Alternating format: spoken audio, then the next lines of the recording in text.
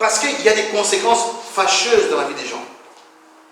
On peut être là comme ça, si on en tient à ce que Moïse pouvait dire, ça dit que moi je suis là aujourd'hui, je prends mon père, je prends ma mère.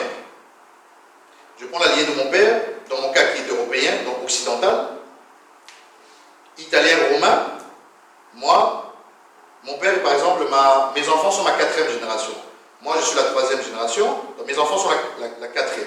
Moi, je suis la 3e, mes parents sont la 2e, mes grands-parents, que je n'ai pas vus, que je n'ai pas connus, sont la 1re. D'après la Bible, en laquelle nous croyons, ce que mes grands-parents ont fait, qui sont les arrière-grands-parents de mes enfants, ce qu'eux ont fait dans leur choix de vie, dans leur choix de marche, dans la manière dont ils ont aimé ou ne pas aimé le Seigneur, ou se sont détournés ou ne se sont pas détournés du Seigneur, ou à cause d'une élévation professionnelle, d'élévation sociale dans la vie, ou par rapport à les tentations qu'ils ont eues à leur époque, que nous ne savons pas, que nous n'avons jamais vues, que nous ne sommes pas au courant, parce que moi je ne les ai pas vus, mes grands-parents dans mon cas, mais d'après le Seigneur, ce qu'eux ont fait comme choix a des conséquences sur mon père et ma mère, sur moi et mes frères et sœurs, et sur mes enfants. Maintenant, qu'est-ce que mes enfants ont à voir avec eux? Ils sont liés par l'esprit, par l'ADN spirituel. Parce que le sang, c'est la vie, et dans le sang, il y a l'âme. Et c'est là que quand on comprend ça, et ça c'est seulement le côté père. On prend maintenant le côté mère. Il y a mes enfants, il y a moi, il y a ma mère, il y a mes grands-parents du côté de ma mère. Donc il y a les deux familles, les deux lignées qui sont là, qui sont mis ensemble, et pour que des peuples sortent comme ça. Ce qu'eux ont fait aussi, puisque ça c'est côté Europe. Oh, l'Europe est propre, l'Europe n'a pas de choses mystérieuses, c'est faux. La sorcellerie est ici. Et bien même. Et c'est tellement qui influence l'Afrique et d'autres pays. Ok? Et il y a l'Afrique. Et l'Afrique est là. Eux aussi, ils ont leur histoire. Ils ne sont pas forcément mauvais. Peut-être parfois c'était par des temps d'ignorance. Ils ne savaient pas. Ils ont pu faire des choix de vie, où ils ne savaient pas les conséquences qu'il y avait. Par rapport à des commerces, par rapport à l'entrepreneuriat, par rapport à des choses. Même moi-même qui suis là, je viens de rentrer du village après 30 ans. Je suis parti au village, ça c'est une parenthèse, je vais fermer. J'en parlerai une fois peut-être en profondeur. J'arrive chez nous au village là-bas, donc Bruxelles, Kinshasa, Guémena en Équateur. Guémena, il faut une voiture, une pick-up pour aller jusqu'au village. On arrive là-bas, bon.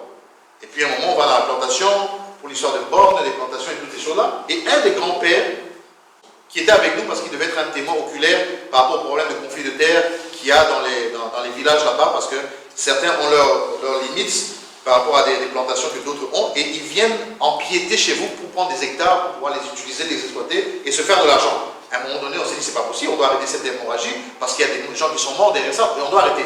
Donc j'ai organisé ça et j'ai mis ça en place. On est parti avec les chefs de groupement, les chefs coutumiers, les grands-pères, les grands-mères, les témoins oculaires et visibles qui ont connu cette histoire depuis le début. Et puis à un moment donné, je sens que ça va édifier quelqu'un, parce que je crois que je ne le dis pas pour rien. À un moment donné, parmi la délégation, on est tous passés en partie en moto, et parmi la délégation, un des grands-pères qui était là, qui avait 70 ans, je crois qu'il avait 70 ans depuis 80 ans, mais comme ils sont en Équateur, ils mangent bio, il est encore fort physiquement, il va au champ, et donc tu ne vois pas qu'il est âgé, il est encore bien portant. Il était avec nous dans la délégation de moto, parce que j'avais loué plusieurs motos pour qu'on aille là-bas. Et puis à un moment, on le dépose sur le chemin, à 3 km de là où on habitait. Puis Coco, donc petit-fils, vraiment, on est content que tu sois venu jusque chez nos villages, tu nous as honorés, tu as ramené ta maman après 30 ans de séparation, vraiment, sois béni, toutes les bénédictions, je les ai reçues. Mais à un moment, il me dit, tu sais que comme tu es notre petit-fils, tu es comme notre patrimoine, tu es comme notre héritage, c'est toi qui viens de l'Europe. Vraiment, je vais te proposer quelque chose, mais il n'y a rien de mal. Je sais que tu pries, mais il n'y a rien de mal. Je t'explique. C'est quelque chose que je vais te donner. Et si je te donne ça, ça sera pour te protéger. Partout où tu iras. Même si on te tire une balle avec une arme, même si on fait quoi que ce soit, ça ne pourra jamais t'atteindre. Mais c'était un discours sérieux. Hein. J'avais affaire à un grand-père qui me parlait vraiment avec un sérieux comme pas possible. Hein. Et moi j'étais là, je l'écoutais. J'ai dit, je vais te donner cette pierre-là, je vais venir à la maison, on va en parler, je vais t'expliquer. Et ça ne tue personne, ça ne fait rien de mal, c'est vraiment pour te protéger. Bon, ici je ne vais pas citer le nom de l'autorité qui avait fait ça aussi là-bas, parce que ce n'est pas le but de l'exposer, mais on est dans la même contrée. Il dit comme lui aussi, à son époque, on lui avait donné ça, tout ça, tout ça, tout ça. Ok. Je dis, ah, grand-père, c'est compliqué cette histoire. Mais non, je viendrai à la maison, on va en parler. C'était 3 kilomètres, là on avait laissé, il y a des colis pour arriver chez nous. Je ne sais pas comment il a fait, en 30-40 minutes, il a débarqué. Moi je me suis posé la question, mais où il a eu cette force-là pour débarquer en si peu de temps comme ça? Mais il est arrivé quand même. Sous la paillote, on s'assied. Bon, coco. Donc petit-fils, comme je te disais tout à l'heure, je suis venu pour qu'on en parle. Est-ce que tu es prêt? Je dis, mais grand-père, bon, ce n'est pas mauvais ce que tu me dis, mais moi avec mes convictions, j'ai un peu du mal, mais est-ce que c'est pas mauvais? Non, je t'assure, c'est pas mauvais, il n'y a rien de mal. Je vous dis, il le disait avec une simplicité, une facilité que si tu n'as pas l'enseignement, si tu n'as pas la parole de Dieu, tu rentres dedans sans te rendre compte. Il dit, tu sais, je lui dis, tu sais que on a quitté l'Europe avec maman, vol jusqu'à Kinshasa jusqu'en Équateur, le deuxième avion, et après ça, on a pris la Jeep pour venir jusqu'ici. C'était un voyage, un safari, disons. Dieu nous a gardés quand même. Dieu nous a protégés. Donc je pense que tu nous as trouvés quand même en chair et en os avec la protection de Dieu.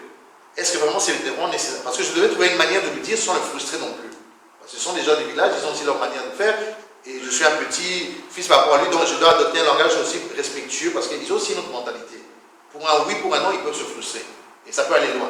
Donc j'ai dû adopter un langage de sagesse pour lui dire, ah, grand-père en tout cas, merci pour ta proposition, mais je pense que pour moi, je n'ai vraiment pas besoin parce que Dieu nous garde, Dieu nous a gardés jusqu'à aujourd'hui. Et grâce à Dieu, d'ailleurs, grâce à Dieu, vous nous avez vus. Donc, je n'ai pas vraiment besoin de ça. Ah, tu comprends pas, et puis, il a compris que je ne voulais pas rentrer dans ce jeu-là, et on est passé sur autre chose. Mais à cet instant précis, je vous dis, ça s'est fait d'une manière tellement subtile, avec la simplicité, la facilité du monde, que je pouvais, pour honorer les grands-pères, mes ancêtres, je pouvais le faire. Mais comme j'ai l'enseignement, je sais que l'ancien des jours, le plus grand ancêtre, Elohim, Shaddai, Adonai est en moi, je n'ai pas besoin des ancêtres terrestres parce que j'ai un ancêtre céleste, le roi de rois, le seigneur de seigneurs. Donc j'ai pu le dégager de cette discussion pour qu'il me laisse tranquille, parce que si j'avais accepté ça, j'aurais pris cette pierre-là, j'aurais marché avec, ça aurait été une antenne pour me contrôler en Europe ici. C'est-à-dire, je sais physiquement en Europe ici, mais je sais contrôler à partir du village. Et c'est là que tu te dis, j'ai été voir la famille, j'ai été voir les grands-pères, les grands-mères, mais comment ça se fait que ma vie commence à devenir bizarre, j'ai des problèmes, j'ai des soucis, je ne comprends pas, parce que j'ai quelque chose qui leur appartient et je marche avec. Et ça aurait peut-être amené la mort dans ma famille, peut-être une maladie spécifique, peut-être une situation difficile, et toutes ces choses-là. Et avec la sagesse que Dieu nous donne, j'ai pu éviter cela. In extremis. Mais je vous dis que si tu n'as pas l'enseignement, la loi de Dieu, si le Seigneur ne t'a pas inscrit sa parole, tu peux partir facilement. Et toi qui étais parti juste pour voir la famille, tu te retrouves en Europe, ici en Occident, avec des problèmes, tu ne comprends pas comment ça commence, les combats, les difficultés, et tu te dis, mais qu'est-ce qui se passe? Or qu'il y a quelque chose qui s'est passé. Et quand je viens de ces contrées-là, avant que je sois converti, avant 2004, et je crois que quand on est venu en Europe pour des vacances à Chypre en 1988, avec papa et maman, et en 1990, je venais d'une famille aussi où il y avait tellement de choses, parfois des solutions ancestrales et autres, pour apporter des solutions dans les points de santé et autres. Et quand on a vu que ce petit enfant, donc moi à l'époque, je devais voyager en Europe avec notre maman et papa, qui nous envoyaient ici, on m'a dit, écoute, on avait une personne qui était attribuée pour la famille en cas de problème de santé. Comme ma mère avait beaucoup de problèmes de santé à l'époque, et Dieu a fait grâce qu'elle soit délivrée de cela, parce que ma maman, qui s'appelle Marie, devait accoucher quelqu'un que le Seigneur allait utiliser. Et comme dans le monde des ténèbres et dans nos familles d'où nous venons et les réalités spirituelles dans lesquelles nous vivons, on savait que maman, en fait, ils avaient vu dans le scanner spirituel que cette maman, Marie, qui est ma maman, allait engendrer un fils qui allait être un porteur, un messager de Dieu un jour. Ils avaient déjà scanné ça, ils avaient déjà vu ça. Alors on m'a fait voyager avec plusieurs choses. Déjà quand j'étais plus petit, dans la tradition tribu de ma mère, un jeune garçon quand il naît, on le lave avec le bouilli, l'os mon combosso, comment on dit en français? Donc on a dû me faire cette cérémonie-là. Gorille, hein? Gorille, parce que gorille il est plus combatif, plus robuste, disons. C'est le gorille, merci. Et on a dû me faire cette cérémonie quand j'étais petit, pour pour me laver au fait avec cela, parce que c'était la tradition ancestrale. Donc, je suis né, quand je suis venu au monde et tout ça, il fallait absolument, et on me l'a fait. C'est-à-dire que quand je serai quelque part, en cas de bagarre et tout ça, cette force-là qui est en moi me permet en fait de mettre à terre tout adversaire aussi qui sera devant moi. La seule chose qui a manqué avant que je ne vienne en Europe en 93, c'était le... Comment on appelle ça? Nzologo. En français, c'est-à-dire, on te coupe avec la gilette, on te fait 2 lignes ici, on te fait avec la scarification.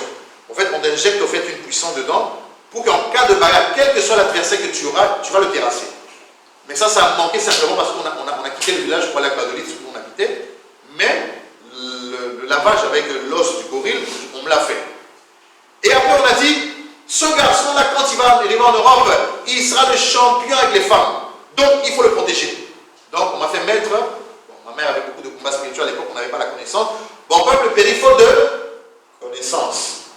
Donc, pour avoir une solution temporaire à cause des combats spirituels que ma mère avait, parce que moi j'ai failli mourir dans le ventre de ma mère à plusieurs fois, j'ai failli ne pas venir au monde, et jusqu'à ce que Dieu a fait grâce dans sa souveraineté que je vienne au monde, et ma maman a vraiment souffert lors de ma naissance, parce qu'elle m'a eu à 19 ans, je pense.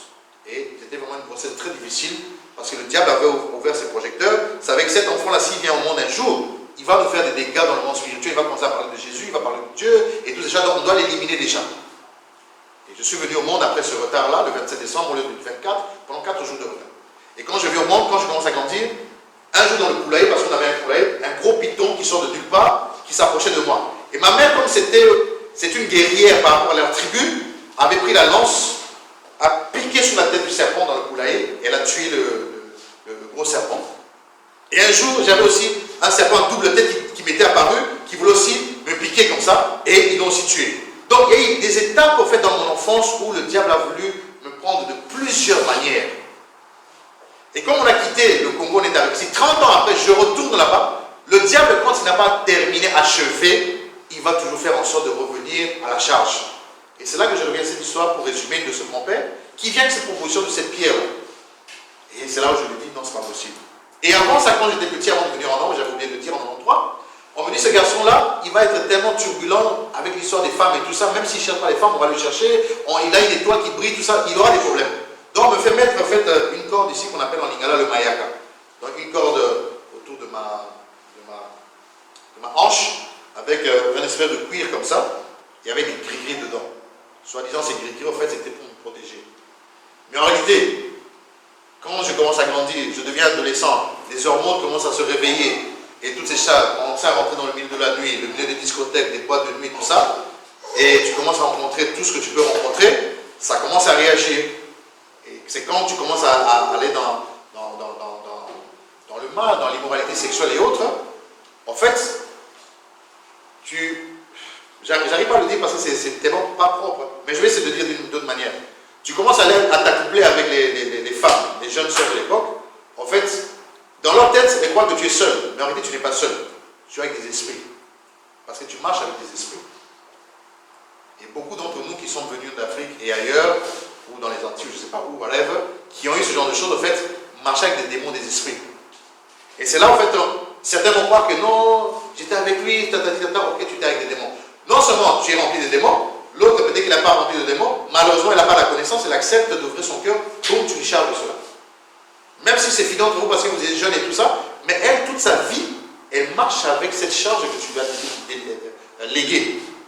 Et elle aussi, un jour, elle rencontre quelqu'un d'autre qui lui transmet ça, et moi je continue à croire. Dans la dépravation, les mœurs, dans le virus, le Covid, c'est encore gentil.